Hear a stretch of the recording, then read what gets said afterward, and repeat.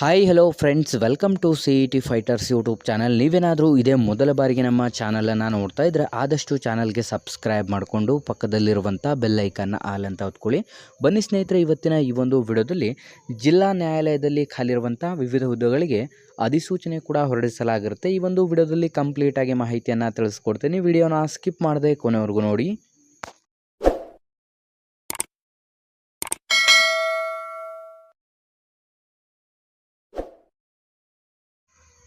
ಇಲ್ಲಿ ಕಾಣಿಸ್ತಾ ಇದೆ ನೋಡಿ ಸ್ನೇಹಿತರೆ, ಕರ್ನಾಟಕ ಸರ್ಕಾರದ ನಡುವಳಿಗಳು. ವಿಷಯ ಏನು ಅಂತಂದರೆ, ವಿಜಯನಗರ ಜಿಲ್ಲೆಯಲ್ಲಿ ಪ್ರಧಾನ ಜಿಲ್ಲಾ ಮತ್ತು ಸತ್ರ ನ್ಯಾಯಾಧೀಶರ ನ್ಯಾಯಾಲಯ ಹೊಸಪೇಟೆ, ಈ ಒಂದು ನ್ಯಾಯಾಲಯದಲ್ಲಿ ಸಿಬ್ಬಂದಿಗಳ ಹುದ್ದೆಗಳೊಂದಿಗೆ ಸ್ಥಾಪಿಸುವಂಥ ಕುರಿತು ಅಂತಲೂ ಕೂಡ ಇಲ್ಲಿ ನೀಡಲಾಗಿರುತ್ತೆ.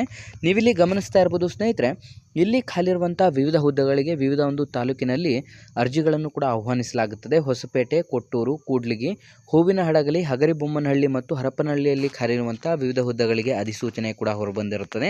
ನೀವಿಲ್ಲಿ ಗಮನಿಸ್ತಾ ಇರ್ಬೋದು ಯಾವೆಲ್ಲ ಹುದ್ದೆಗಳು ಖಾಲಿ ಇದೆ ಅಂತಂದರೆ, ಮೊದಲನೇದಾಗಿ ಡಿಸ್ಟಿಕ್ ಮತ್ತು ಸೆಷನ್ ಜಡ್ಜ್ ಒಂದು ಹುದ್ದೆಗಳು, ಚೀಫ್ ಅಡ್ಮಿನಿಸ್ಟ್ರೇಟಿವ್ ಆಫೀಸರ್ಸ್ ಒಂದು ಹುದ್ದೆಗಳು, ಸೀನಿಯರ್ ಸೆರಿಸ್ಟಡರ್ 3 ಹುದ್ದೆಗಳು, ಸ್ಟೀನೋಗ್ರಾಫರ್ ಗ್ರೇಡ್ ಫಸ್ಟ್ ಒಂದು ಹುದ್ದೆಗಳು, ಫಸ್ಟ್ ಡಿವಿಷನ್ ಅಸಿಸ್ಟೆಂಟ್ 6 ಹುದ್ದೆಗಳು, ಸೆಕೆಂಡ್ ಡಿವಿಷನ್ ಅಸಿಸ್ಟೆಂಟ್ 9 ಹುದ್ದೆಗಳು, ಟೈಪಿಸ್ಟ್ 10 ಹುದ್ದೆಗಳು, ಬೈಲಿಫಲ್ಲಿ 5 ಹುದ್ದೆಗಳು, ಅಟೆಂಡರ್ 3 ಹುದ್ದೆಗಳು, driver 1, process server 12, P1 5, total 57 ಹುದ್ದೆಗಳಿಗೆ ಅಧಿಸೂಚನೆಯನ್ನು ಹೊರಡಿಸಲಾಗಿರುತ್ತೆ. ಹೊಸ ವಿದ್ಯಾರ್ಥಿಗಳು ಯಾರೆಲ್ಲ ವಿಡಿಯೋಸ್ನ ನೋಡ್ತಾ ಇದ್ರೆ ಆ ಡಿಸ್ಕ್ರಿಪ್ಷನಲ್ಲಿರುವಂಥ ನಮ್ಮ ಟೆಲಿಗ್ರಾಮ್ ಗ್ರೂಪ್ ಮತ್ತು ವಾಟ್ಸಪ್ ಗ್ರೂಪ್ಗಳಿಗೆ ಜಾಯ್ನ್ ಆಗಿ, ನೀವೇನಾದರೂ ಪೊಲೀಸ್ ಇಲಾಖೆ ಮತ್ತು ಇನ್ನಿತರ ಸ್ಪರ್ಧಾತ್ಮಕ ಪರೀಕ್ಷೆಗಳ ಎಕ್ಸಾಮ್ ಪ್ರಿಪರೇಷನ್ ಮಾಡ್ಕೋತಾ ಇದ್ದರೆ ಹಿಂದೆ ಡಿಸ್ಕ್ರಿಪ್ಷನಲ್ಲಿರುವಂಥ ನಮ್ಮ ಪೊಲೀಸ್ ಫೈಟರ್ಸ್ ಯೂಟ್ಯೂಬ್ ಚಾನಲ್ಗೆ ಸಬ್ಸ್ಕ್ರೈಬ್ ಮಾಡ್ಕೊಳ್ಳಿ.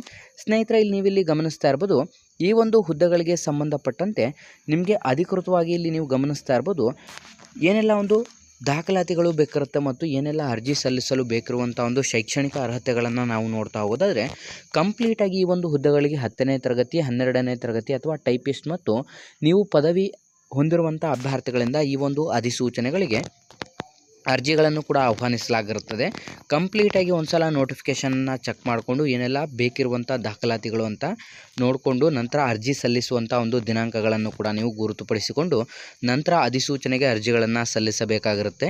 ಈ ಒಂದು ಅಧಿಸೂಚನೆಗೆ ಅರ್ಜಿಯನ್ನು ಸಲ್ಲಿಸಲು ಬಯಸುವಂಥ ಅಭ್ಯರ್ಥಿಗಳಿಗೆ ಇನ್ನೇನು ಕೆಲವೇ ದಿನಗಳಲ್ಲಿ ಈ ಒಂದು ಅಧಿಸೂಚನೆಗೆ ಅರ್ಜಿಯನ್ನು ಸಲ್ಲಿಸಲು ಅಂತ ಅರ್ಜಿ ಲಿಂಕನ್ನು ಕೂಡ ನಾನು ಡಿಸ್ಕ್ರಿಪ್ಷನ್ ಬಾಕ್ಸಲ್ಲಿ ಕೊಟ್ಟಿರ್ತೀನಿ. ಆ ಒಂದು ಡಿಸ್ಕ್ರಿಪ್ಷನ್ ಬಾಕ್ಸಲ್ಲಿ ಕೊಟ್ಟಿರುವಂಥ ಲಿಂಕ್ ಮೇಲೆ ಕ್ಲಿಕ್ ಮಾಡಿ ಅಧಿಸೂಚನೆಗೆ ಅರ್ಜಿಗಳನ್ನು ಸಲ್ಲಿಸಬೇಕಾಗಿರುತ್ತೆ. ಕಂಪ್ಲೀಟಾಗಿ ಇಲ್ಲಿ ಒಟ್ಟು 57 ಹುದ್ದೆಗಳಿಗೆ ಅಧಿಸೂಚನೆಯನ್ನು ಹೊರಡಿಸಲಾಗಿದ್ದು, ಈ ಒಂದು ಹುದ್ದೆಗಳಿಗೆ ಬೇಕಿರುವಂಥ ಒಂದು ಪೂರಕ ಅಧಿಕಾರಿ ಅಥವಾ ಸಿಬ್ಬಂದಿ ಹುದ್ದೆಗಳನ್ನು ಸೃಜಿಸಲು ಸರ್ಕಾರದಿಂದ ಮಂಜೂರಾತಿ ನೀಡಿದಂಥ ಒಂದು ಆದೇಶ ಪ್ರತಿ ಕೂಡ ಇದಾಗಿರುತ್ತೆ.